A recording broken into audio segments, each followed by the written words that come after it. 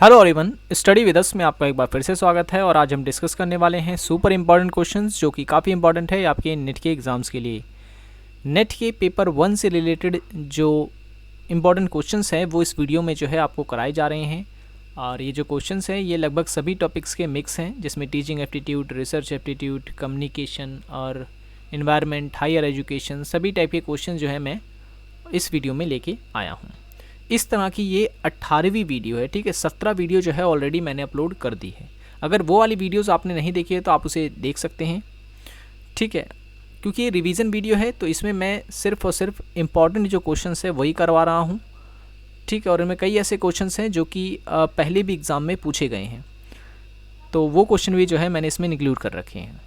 और अगर आप तैयारी कर रहे हैं एनटीए नेट पेपर 1 की सिलेबस वाइज, तो सिलेबस वाइज भी जो है आपको हमारे चैनल पर वीडियोस मिल जाएंगी। एनटीए नेट पेपर 1 के नाम से हमारी अलग से प्लेलिस्ट बनी हुई है, जहाँ पर हर एक टॉपिक पर वीडियोस आपको वहाँ पर मिलेगी। लिंक डिस्क्रिप्शन में दे दी है, ऊपर आई बटन पे क्लिक करके भी आप जो है हमारी सभी वीडियोस को देख सकते हैं, ठीक है, टॉपिक वाइज। तो चलिए शुरू करते हैं। पहला जो आज का सवाल है वो ये है कि इंद्रियों के प्रशिक्षण की संकल्पना किसके द्वारा दी गई है, ठीक है। इंद्रियों के प्रशिक्षण की संकल्पना किसके द्वारा दी गई है? तो इसका जो सही आंसर है, देखिए इसमें दो जो विचारक हैं उनका नाम पहले आता है। जैसे पहले हैं मॉन्टेसरी और फ्रोएबल है ये, ठीक है। फ्रोटेबल नहीं, फ्रोएबल। तो सही आंसर हो गया ऑप्शन नंबर सी। ए और बी जो है दोनों ही सही हैं, ठीक है। ए और बी, मॉन्टेसरी और फ्रोएबल के द्वारा जो है इंद्रियों के प्रशिक्षण की बात की गई थी। अब हमारी जो इंद्रियां होती हैं हमारे शरीर में, ये 5 तत्वों में बटी हुई हैं। जैसे कि आँख, ठीक है, आँख हो गया, नाक, कान, जीभ या जीवा और त्वचा। ये 5 इंद्रियां मानी जाती है मानव में, ठीक है। तो ये आपको याद रखनी है। नेक्स्ट क्वेश्चन है, व्यष्टि अध्ययन का प्रयोग मुख्यतः कहाँ किया जाता है, ठीक है। क्वेश्चन एक बार मैं फिर से पढ़ देता हूँ। व्यष्टि अध्ययन का प्रयोग मुख्यतः कहाँ किया जाता है? तो देखिए व्यष्टि अध्ययन का मतलब कि इंग्लिश में जिसे हम बोलते हैं माइक्रो स्टडी, ठीक है।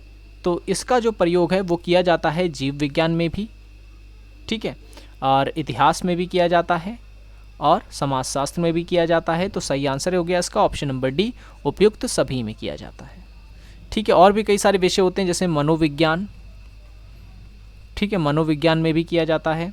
प्रबंधन यानी मैनेजमेंट, इसमें भी किया जाता है, ठीक है। तो ये आपको इसमें याद रखना है। नेक्स्ट क्वेश्चन है, शिक्षण की अनुमानित विधि का प्रतिपादन किसके द्वारा किया गया था, ठीक है। अनुमानित विधि जिसे इंग्लिश में हम बोलते हैं अप्रोक्सीमेट मेथड, ठीक है, किसके द्वारा इसका प्रतिपादन किया गया था?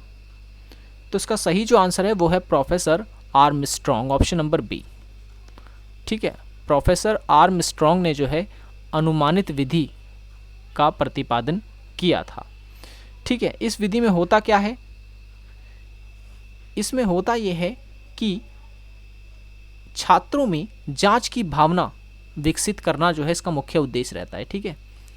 छात्रों में जांच की भावना विकसित करना,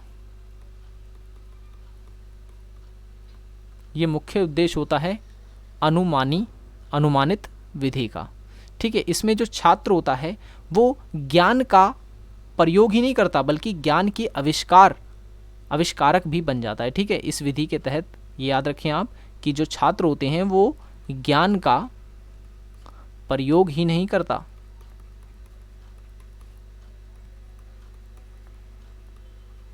बल्कि ज्ञान के आविष्कारक भी बन जाता है, ठीक है। ये लाइन आपको याद रखनी है, ठीक है। ऐसे एक क्वेश्चन पूछा गया था नेट की एग्ज़ाम में इसी से रिलेटेड, तो ये लाइन आप याद रखें, ये एग्ज़ाम में पूछी जा सकती है। अनुमानित विधि के तहत जो छात्र होता है वो क्या करता है, वो सिर्फ ज्ञान का ही प्रयोग नहीं करता बल्कि वो ज्ञान के आविष्कारक भी बन जाता है। ठीक है, तो इस विधि का प्रतिपादन किसने किया था, तो प्रोफेसर आर्मस्ट्रॉन्ग ने किया था। नेक्स्ट क्वेश्चन है, निम्नलिखित में से शिक्षण के लिए प्रारंभिक अवस्था में विफलता का मुख्य कारण किस क्षेत्र से संबंधित है। मैं क्वेश्चन एक बार फिर से पढ़ देता हूँ। निम्नलिखित में से शिक्षण के लिए प्रारंभिक अवस्था में विफलता का मुख्य कारण किस क्षेत्र से संबंधित है। तो देखिए इसका जो सही आंसर है वो है ऑप्शन नंबर सी। ठीक है, शिक्षक का ज्ञान। जो छात्र होता है उसकी प्रारंभिक अवस्था जो होती है शिक्षण की, वो विफल हो जाती है क्योंकि अगर शिक्षक जो है उसमें ज्ञान नहीं है तो ठीक है, वो अयोग्य है अगर, तो ठीक है ना। तो इसका सही आंसर हो जाएगा शिक्षक का ज्ञान जो है वो प्रभावित करता है शिक्षण की प्रारंभिक अवस्था को। ठीक है, ऑप्शन नंबर सी जो है इसका करेक्ट आंसर है। नेक्स्ट क्वेश्चन है, निम्नलिखित में से, ठीक है, निम्नलिखित में से कौन सा अवलोकन का प्रकार नहीं है। अवलोकन का प्रकार नहीं है जिसे हम इंग्लिश में बोलते हैं ऑब्जर्वेशन। ठीक है, ऑब्जर्वेशन। देखें, संरचित अवलोकन, असंरचित अवलोकन या प्रतिभागी अवलोकन। प्रकार है होना चाहिए था, नहीं, इसमें से काट देंगे। ठीक है, सही आंसर ऑप्शन नंबर डी, उपयुक्त सभी।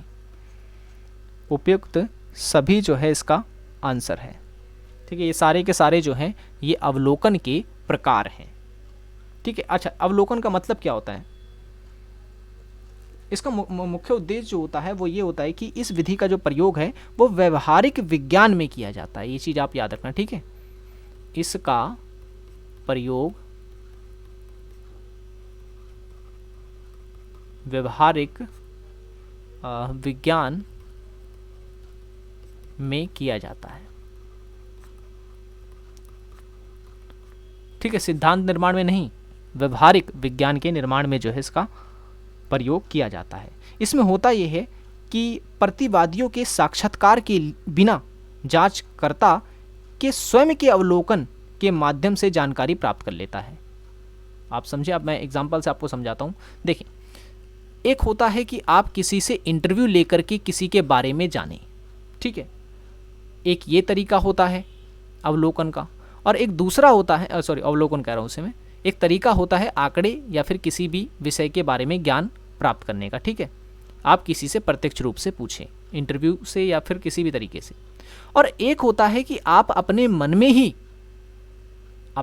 ही सामने वाले व्यक्ति के बारे में सोच लें। ठीक है, उसे बिना बुलाए, बिना उसका इंटरव्यू लिए, तो इसे हम कहते हैं अवलोकन। ठीक है, इसे हम कहते हैं अवलोकन, जब हम बिना किसी साक्षात्कार के किसी व्यक्ति के बारे में जांच लेते हैं या कुछ विचार जो है वो मान लेते हैं, तो इसे हम अवलोकन कहते हैं। ठीक है, नेक्स्ट क्वेश्चन है, गौण प्रदत्त, ठीक है, बाहरी स्रोतों द्वारा एकत्रित किया जाता है, इसमें कौन सा इसका उदाहरण है। ठीक है, तो यहाँ पर बात की जा रही है डेटा की। ठीक है, तो किसकी? सेकेंडरी की। ठीक है, सेकेंडरी सप्लाई जिसके बारे में हम बात कर रहे हैं। तो जो गौण प्रदत्त बाहरी स्रोतों द्वारा एकत्रित किया जाता है, इसमें से कौन सा इसका उदाहरण है। तो देखिए, बाहरी स्रोतों से रेडियो भी आ जाएगा, इंटरनेट भी आ जाएगा, पत्रिकाएं भी आ जाएंगी। तो सही आंसर क्या हो गया? उपयुक्त सभी। उपयुक्त सभी जो है इसका करेक्ट आंसर है। और भी हो सकता है जैसे किताबें, ठीक है, समाचार पत्र, ये सब भी जो है इसमें आ जाएंगे।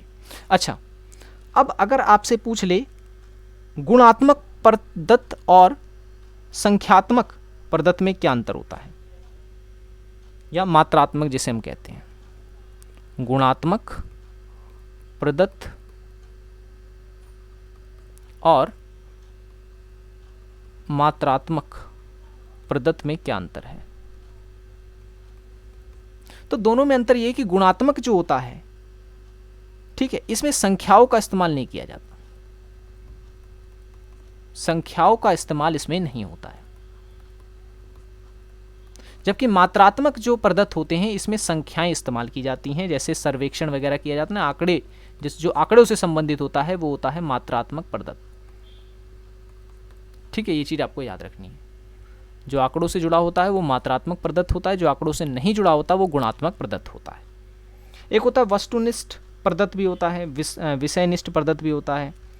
तो वस्तुनिष्ठ प्रदत्त ये होता है जब हम एक से अधिक व्यक्ति जिसमें शामिल होते हैं, ठीक है, तो वस्तुनिष्ठ प्रदत्त कहलाता है। जबकि जो विषयनिष्ठ प्रदत्त होता है उसमें किसी एक व्यक्ति या किसी एक वस्तु के बारे में हम चर्चा करते हैं या फिर उसके बारे में जांचते हैं। ठीक है, तो ये चीज़ आपको याद रखना है। अब देखिए मैथ का क्वेश्चन है कि एक कार्यालय है जिसमें 108 पंखे हैं। ठीक है, फैन कितने हैं? 108। और कूलर कितने हैं? कूलर कितने हैं? तो कूलर है 132। कह रहा है इनमें से यदि 1/6 पंखे और 1/4 कूलर टूट जाएं, कूलर कितने? 1/4 टूट जाएं और पंखे कितने? 1/6 टूट जाएं, तो उस कार्यालय में कितने पंखे सुरक्षित बचे बताने हैं। तो 1/6, 1/6 का मतलब हम पहले 108 का 1/6 कितना होगा पहले ये निकाल लेते हैं। ठीक है, तो 108 में से हम 1/6 निकालेंगे तो 6 से हम इसे डिवाइड कर देंगे। कितना आ गया? 6 एकम 6, 4 उसको दे दिया और ये आ गया 8 छक 48। ठीक है, कितना आ गया? 18। तो 18 जो पंखे हैं वो टूट गए हैं, तो 108 में से 18 हटा दिए तो कितना बचा? 90। तो यानी 90 पंखे हैं जो फिर जो भी जो हैं सुरक्षित हैं। तो सही आंसर क्या हो गया? Option number C, option number C. वहीं अगर हमसे कूलर के बारे में पूछता कि 132 कूलर है जिसमें 1/4 कूलर टूट गए हैं, तो कितने कूलर बचे हैं? तो 132 का पहले 1/4 हिस्सा निकालता हूँ, कितना होगा? तो इसे अगर करता हूँ तो 4 तियाँ 12, एक हासिल 4 तियाँ 12, तो 33 आ गया। ठीक है, यानी 33 कूलर जो हैं वो टूट चुके हैं। तो 132 में से जब मैं 33 घटा दूंगा तो कितना बचेंगे? 99, यानी 99 कूलर जो हैं वो सुरक्षित हैं। अगर कूलर पूछता तो ये आंसर होता, और अगर पंखे पूछा है तो आपका आंसर 90 है। नेक्स्ट क्वेश्चन है निम्नलिखित में से कौन सा एक एप्लीकेशन सॉफ्टवेयर नहीं है? MS ऑफिस एक एप्लीकेशन सॉफ्टवेयर है, मोजिला फायरफॉक्स भी है, फोटोशॉप भी है और गूगल नहीं है। ऑप्शन नंबर डी इसका करेक्ट आंसर है, क्योंकि गूगल एक सर्च इंजन है। ठीक है, गूगल हो गया, याहू हो गया, याकुट हो गया, ठीक है ना, ये सारे के सारे जो हैं ये एक सर्च इंजन है। ओके, तो आज की वीडियो में इतना ही। आई होप ये वीडियो आपको पसंद आया होगा। वीडियो पसंद आया तो लाइक करें, चैनल को सब्सक्राइब नहीं किया तो जरूर कर लें ताकि ऐसी वीडियोज़ की नोटिफिकेशन आपको मिलती रहे। सो मिलेंगे नेक्स्ट वीडियो में। Thanks for watching this video.